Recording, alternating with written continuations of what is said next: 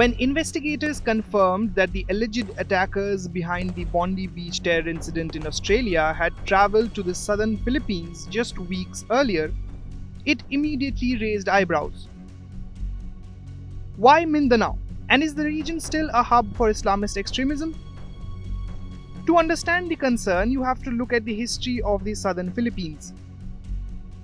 Mindanao, in the south of the country, has spent decades dealing with separatist movements, insurgencies, and extremist violence. It is the only part of the largely Catholic Philippines with a significant Muslim population, and long-standing political and economic grievances have fueled armed movements seeking greater autonomy or an Islamic State. For years, this made Mindanao fertile ground for jihadist groups linked to al-Qaeda, Jemaah Islamiyah, and later Islamic State. Dense jungles, rugged mountains, and remote island chains provided ideal cover for guerrilla warfare. The region's porous maritime borders also made it easier for fighters, weapons, and funds to move in from neighboring parts of Southeast Asia. The clearest reminder of this threat came in 2017 when Islamic State aligned militants seized the city of Marawi. For 5 months, they held off the Philippine military, drawing in foreign fighters and funding.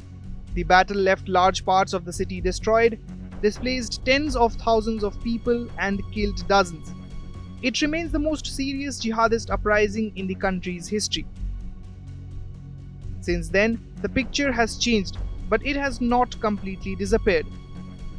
Most major militant groups in the Philippines have been badly weakened. Abu Sayyaf, once infamous for kidnappings and bombings, has largely collapsed, with many fighters killed or surrendering.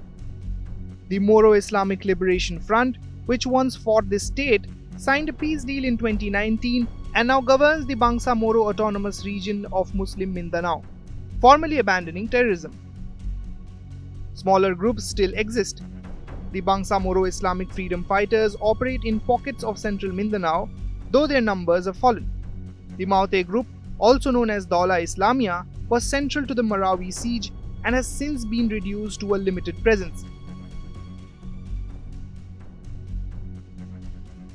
A loose network known as Islamic State East Asia is believed to have a few hundred fighters, mostly local, capable of sporadic attacks rather than large-scale operations. Attacks have become far less frequent.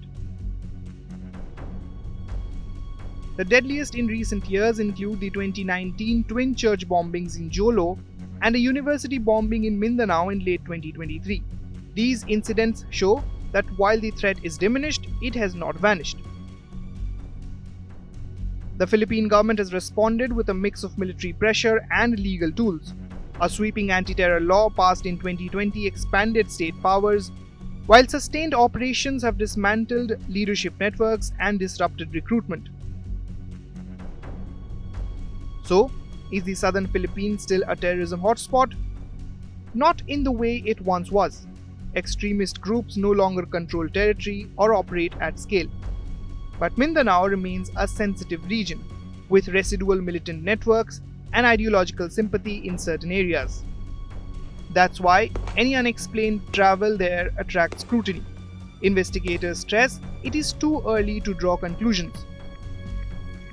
But the region's history explains why questions are being asked, and why Mindanao still sits on the global counter-terror radar. With Farhan Khan, Bureau Report, India Today Global.